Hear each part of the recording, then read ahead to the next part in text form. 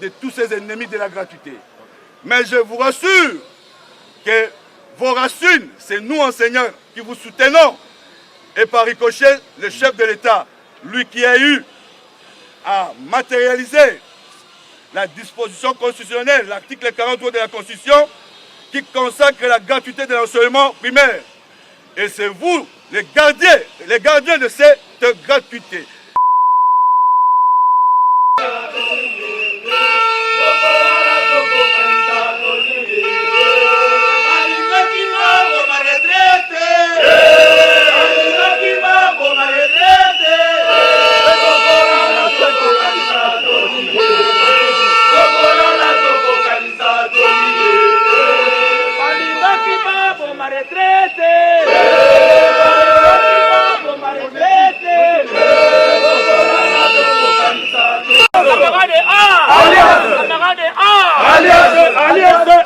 Si tu parles, si tu parles, si tu t'éteins, alors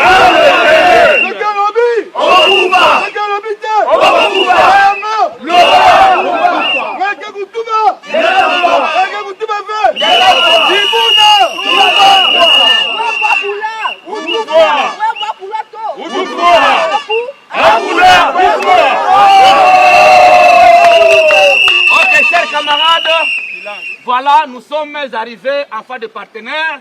Nous vous demandons un silence religieux, le temps pour que les camarades que nous avons désignés comme porte-parole de la circonstance puissent se présenter aux partenaires l'essentiel. Et moi, c'est le camarade Emery Massouma, enseignant syndicaliste, et je me suis fait accompagner de tous les camarades enseignants, représentants des différentes écoles de la capitale. La motivation qui nous pousse aujourd'hui à venir auprès de vous, Excellence, c'est pour vous exprimer sincèrement notre reconnaissance. C'est pour vous présenter, Excellence, nos encouragements. Nous soulignons nos encouragements par rapport à tout ce que vous avez pu réaliser pendant vos 100 premiers jours à la tête de notre méga ministère. Il est vrai, nul n'est censé ignorer l'état catastrophique dans lequel vous avez trouvé ces ministères.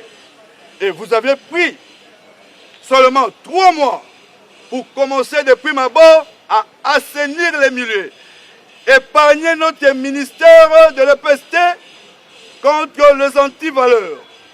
Vous avez eu le temps de prêcher pour que nous, enseignants, les cadres qui sont au niveau des différents services de l'EPST puissent changer de mentalité.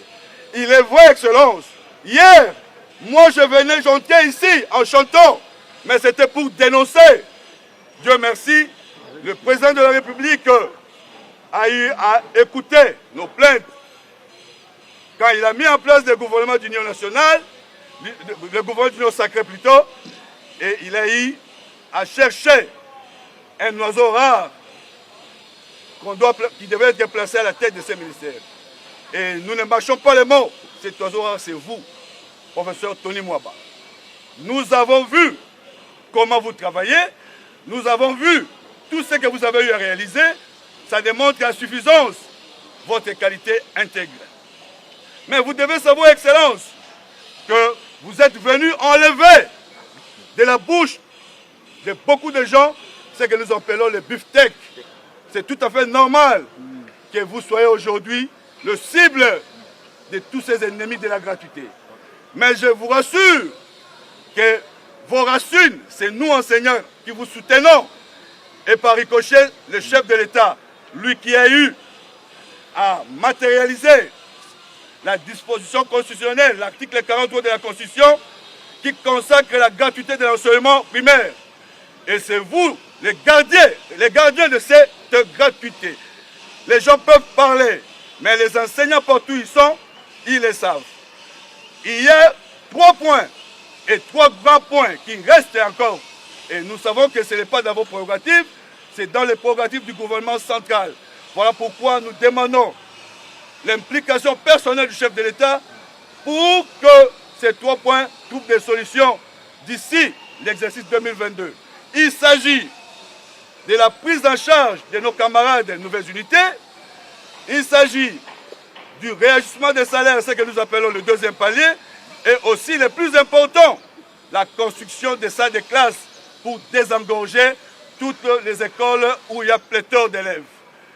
Excellence, vous venez d'arracher ce que nous avions toujours demandé, la prime de bourse.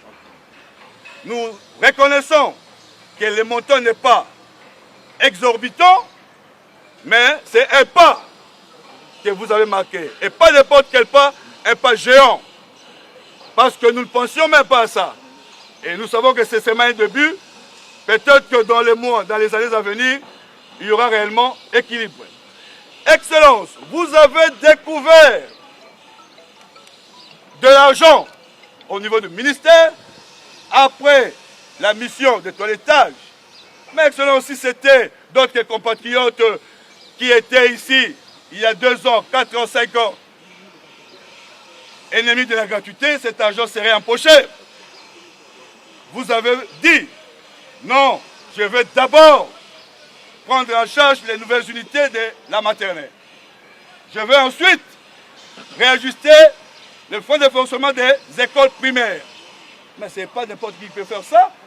Et vous êtes allé même plus loin. Vous dites, vous, syndicalistes, vous avez toujours réclamé que la classe enseignante était vieillissante. Il faudrait à tout prix, il faudrait mordicus rajeunir cette classe. Comme conséquence, la qualité de l'enseignement.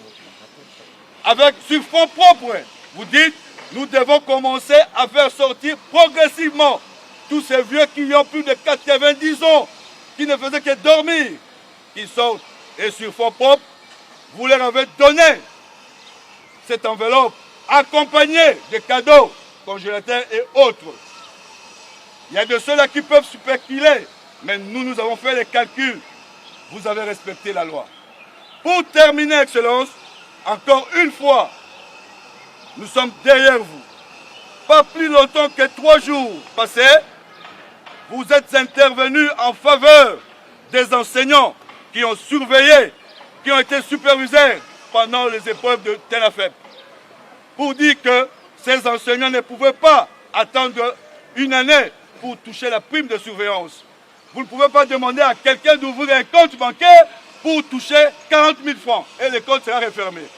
Je pense que ça, c'est une manière de demander à ceux qui y grognent. Sage que vous êtes, vous dites non, je dois intervenir. C'est ça le rôle des ministres. Encore une fois, Excellence, nous vous remercions. Nous vous remercions, nous sommes derrière vous.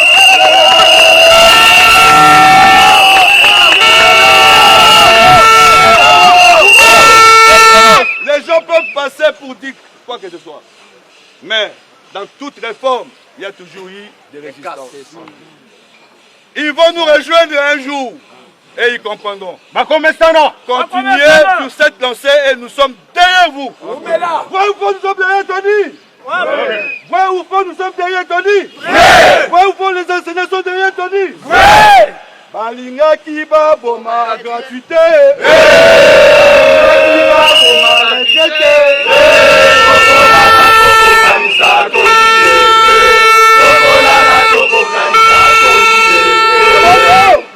Merci beaucoup.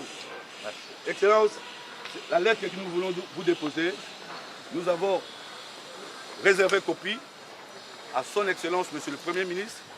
Nous avons réservé copie à son Excellence, Monsieur le Président de la République, pour leur faire voir ce que vous réalisez.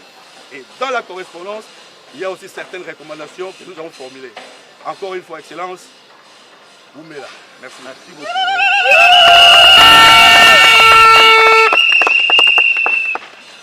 Bon.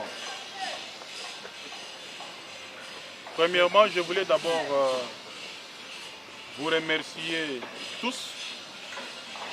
Tout à l'heure, j'étais à mon bureau en réunion avec les membres de mon cabinet, Nayoki Batubazo Yemba Libanda.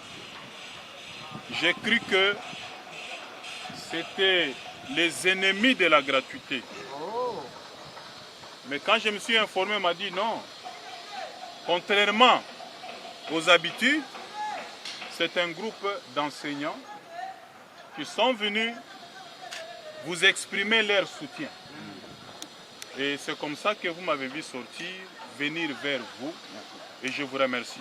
Merci beaucoup. Vous connaissez mieux les PST que moi.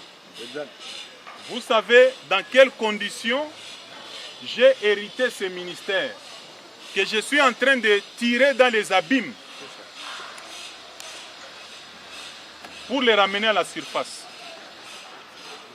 J'ai engagé ce ministère depuis que je suis arrivé dans la politique de la rupture avec toutes sortes d'antivaleurs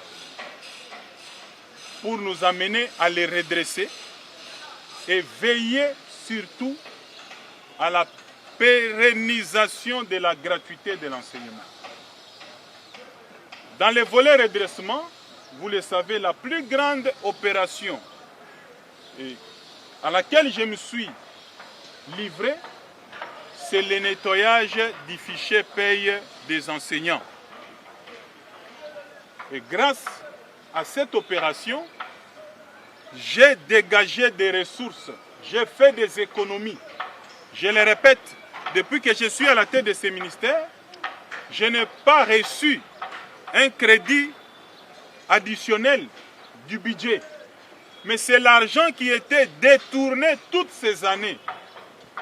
Et s'il y a quelqu'un qui lutte contre les détourneurs, ce n'est pas Jules Alinghetti. À l'EPST, c'est Tony Mwaba. Voilà. J'ai récupéré ces ressources. Qu'est-ce qu'on en a fait? On n'a pas affecté ça à autre chose. J'ai pris en charge tous les enseignants NU du nouveau maternel sur toute l'étendue du territoire. Cet argent n'a pas été détourné. J'ai arraché ça des mains des détourneurs. Et j'ai investi ça pour les enseignants du niveau maternel. Avec ces ressources, j'ai augmenté les frais de fonctionnement de toutes les écoles publiques sur toute l'étendue du territoire. Vérité. À hauteur de 20,25%. Cet argent n'a pas été détourné, mais j'ai arraché ça des mains des détourneurs. Et j'ai investi ça dans les écoles. Ce n'est pas Gilles Alinghetti qui a fait ça. Voilà. Troisième chose, grâce à ces économies, je suis en train de mettre à la retraite les enseignants vieillissants, dont l'âge varie entre 65 et 105 ans. L'opération avait été lancée et encore à la fin de ce mois, et c'est chaque mois, nous continuerons à payer ces enseignants jusqu'à la fin, jusqu'à épuiser tous les vieux enseignants et commencer à recruter les nouveaux et les qualifier. Mais puisque pour la première phase de nettoyage de ces fichiers, j'ai épuisé toutes les ressources à l'interne. J'ai demandé au Conseil des ministres si nous pouvons payer la prime de brousse des enseignants avant d'aller au deuxième palier. Pour corriger d'abord l'injustice, vous savez, dans les accords qu'on a trouvés, les accords de Bibois, il a été convenu de payer aux enseignants des milieux ruraux 50 000 francs. Mais compte tenu des difficultés de trésorerie, dans les 100 jours de mon ministère, je viens d'arracher du gouvernement les paiements de la moitié de la prime de brousse dans un premier temps, en attendant que l'autre moitié soit prise en charge dans le budget 2022. Et cela a été approuvé au Conseil des ministres au dernier trimestre de cette année, c'est-à-dire à partir du mois d'octobre. Tous les enseignants des milieux ruraux verront l'augmentation de leur salaire. Donc je me bats pour les enseignants. Pour la moitié de la prime de bourse qui reste et pour le deuxième palier. Tout à l'heure, je viens d'avoir la réunion avec l'administration. On a intégré tout cela dans les prévisions budgétaires de 2022. Bravo, pour que les enseignants qu'on paye totalement la prime de brousse et qu'on paye le deuxième palier. Je viens de faire intégrer ça dans nos prévisions budgétaires et nous allons suivre ça au Parlement pour obtenir, n'est-ce pas, cette enveloppe-là et régler définitivement tous les problèmes des enseignants. Vous allez remarquer, dans moins de 100 jours, on a réglé de gros problèmes. Oui, okay. Dans le cahier de charges des enseignants, sur 8 points, je vous assure qu'à ce jour, j'ai réglé, sur 10 points, j'ai réglé au moins 8 points. Il ne me reste que 2. On attend, ça sera réglé dans le budget 2022. Okay. Maintenant, quelle est la conséquence? Tout le travail que j'ai fait pour traquer tous ceux qui détournaient cet argent ne peut pas me créer des amis. Ça ne peut que créer des ennemis. Et les premiers ennemis sont dans le sous-secteur de l'EPST, ceux qui bénéficiaient de l'ancien système, qui entretenaient les écoles fictives, les enseignants fictifs et les agents fictifs et détournaient cet argent. Je les ai traqués, j'ai récupéré cet argent, ils ne peuvent pas être contents. Chaque jour, pour la cause des enseignants, je reçois même des menaces de mort à cause de ce que je suis en train de faire. Donc, tout ce monde-là, ce sont les ennemis de la gratuité. Ils ne peuvent pas être contents parce que nous sommes dans le redressement et dans la lutte contre les antivaleurs. Voilà. Et je me suis fait autant d'ennemis à l'interne parce que ce sont eux qui entretenaient les antivaleurs et je ne vais pas baisser les bras, je vais aller jusqu'au bout.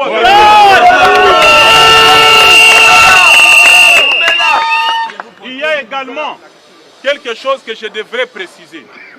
Vous avez suivi depuis 3 jours sur les réseaux sociaux que le ministre Tony Mwaba a détourné 16 millions de dollars du budget affecté au paiement des primes des intervenants de TENAFEP. C'est très important ça. Mais mes chers frères, quand je suis arrivé à la tête de ce ministère, j'ai eu l'information que les intervenants du TENAFEP édition 2020 n'avaient jamais été payés. Et ces intervenants menaçaient de boycotter l'édition 2021. Je les ai approchés, je les ai conscientisés et ils ont compris. Et j'ai promis d'obtenir pas seulement les paiements de l'édition 2021 avant les épreuves, mais j'ai promis de me battre pour obtenir les paiements de 2020. Et tous ces intervenants ont cru à ma parole et vous avez vu le TENAFEP s'est passé sans aucun incident sur toute l'étendue du territoire. Et les paiements avaient été obtenus 2 jours avant TENAFEP. Là, je me retrouvais encore au Nord Kivu. Mais vous avez suivi le débat qui est actuellement. Gilles Alingeti me dit que cet argent-là, qui est destiné à la prime des intervenants, doit être payé par banque. Je dois demander à tous ceux qui ont surveillé, qui se retrouvent dans des grandes villes, même dans des territoires. Je crois même à Louisa, si vous êtes à Kinzamvouete, vous êtes je ne sais pas où, vous devez ouvrir un compte bancaire pour recevoir une prime ponctuelle de 30 000 ou 40 000 francs. J'ai dit non. Parce que je suis responsable de mon ministère, voilà. Je connais des problèmes ici. Voilà. Même pour les paiements des enseignants par la banque, il y a des problèmes sérieux. Il y a des coins où même les frais de fonctionnement, les salaires des enseignants arrivent 2, 3, 4 mois après, en retard. Mais pourquoi on doit enregistrer ce retard alors que la session ordinaire, c'est dans 1 semaine et demie? Je ne vais pas avoir de problème, je ne vais pas qu'on boycotte la session ordinaire. J'ai dit... Ça s'est passé toujours comme ça dans les années antérieures. Les intervenants, ils prestent, vous prenez son argent, vous lui donnez en main, il part. Mais vous voulez mettre cet argent en banque. Les frais d'ouverture de compte, même des retraits. Et puis, il y a des coins où il n'y a pas de banque. Comment nous allons faire?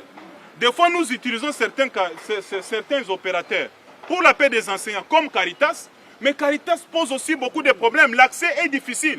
Pour une petite prime de 30-40 000 francs, on doit mettre ça à la banque. Pourquoi? Et puis, ces épreuves-là, je dois l'avouer, ça touche également au social. Tous ceux qui surveillent là, ils se retrouvent un soir avec 30 000, 40, 70 000 francs. Ce n'est pas 500 $ comme on l'a annoncé par les médias de la haine. 70 000, 40 000, 30 000. Mais quelqu'un peut prendre sa bière. Il peut s'acheter un poulet et manger. Ça touche également au social. J'ai dit, comme ça s'est toujours fait dans les années antérieures, cet argent-là sera donné à la main. Alingeti me dit il faut donner ça dans les banques. Même si vous envoyez cet argent dans les comptes des IPP, dans les 58 provinces éducationnelles.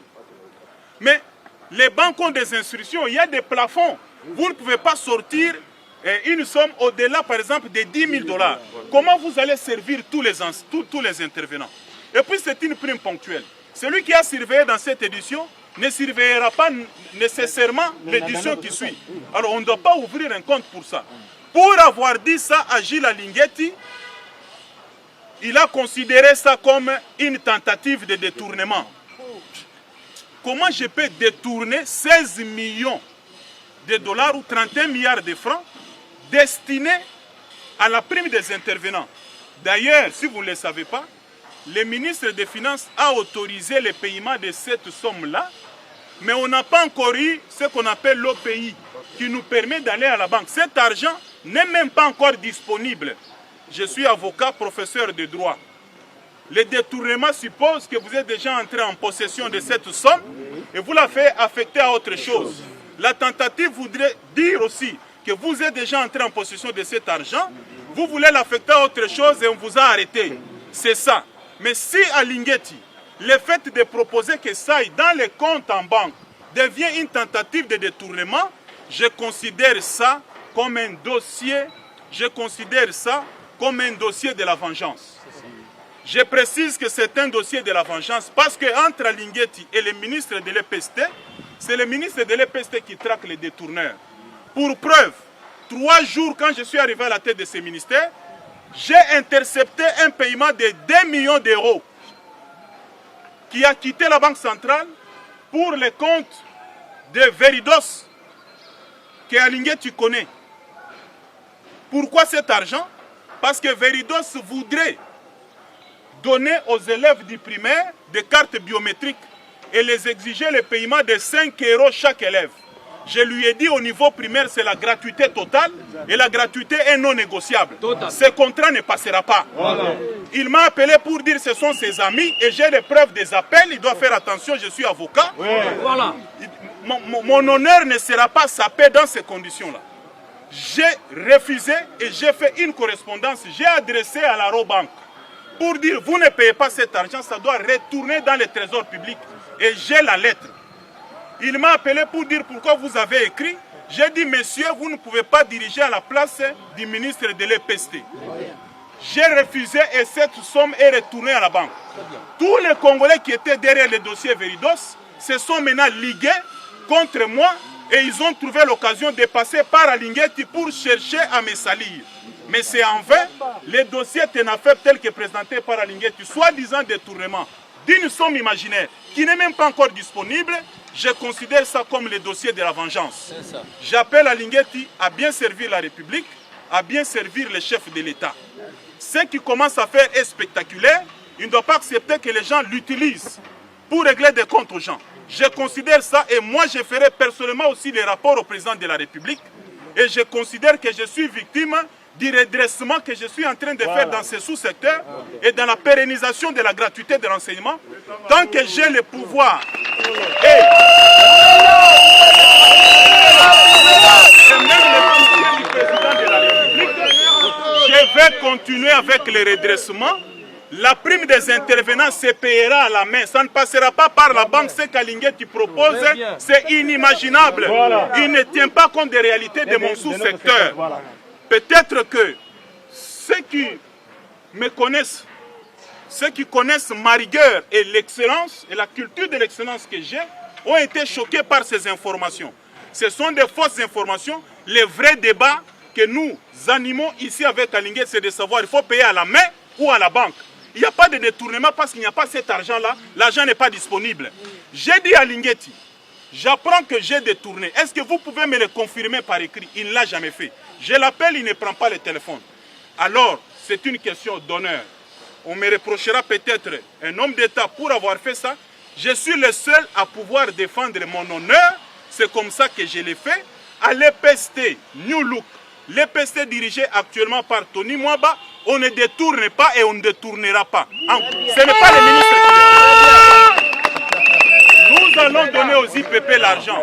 S'il y a quelqu'un qui détourne, la responsabilité pénale est individuelle.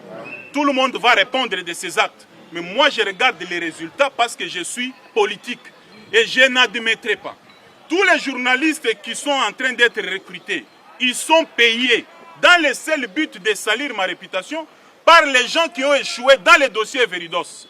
Ils viennent ici pour faire le trafic d'influence. C'est au nom du chef de l'État. J'ai vérifié auprès du chef de l'État. C'est faux et archi faux. Ça n'a jamais été le cas. Le chef de l'État ne connaît pas ces affaires-là.